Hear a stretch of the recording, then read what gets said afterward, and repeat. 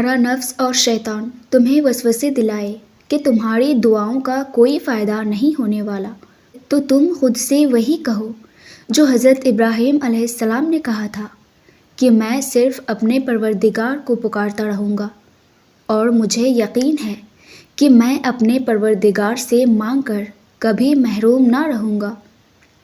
جانتے ہو، جب تم پورے یقین سے اللہ سے گہری دعائیں کرتے ہو تو اللہ اتنی ہی سنہری تمہاری تقدیر لکھ دیتا ہے۔ اللہ نے جو تمہارے لیے لکھا ہے وہ تمہیں ہر حال میں مل کر رہے گا۔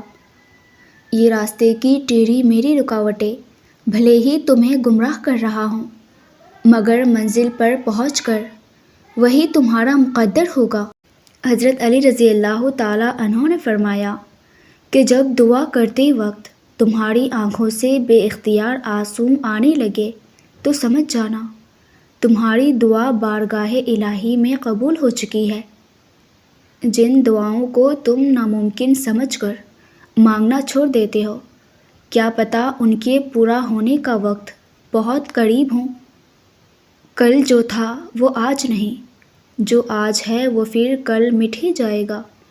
مشکل تر مشکل حالات دستک دے تو شکر کرو، یہی بہتر ہے۔ وہ جو معجزہ تمہارے لیے کل ہونا ہے، اس کے لیے تمہیں آج صبر کی تیکھی گھونٹ پینا ہوگا۔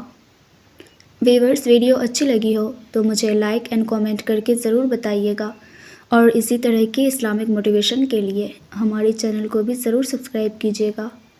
جزاک اللہ۔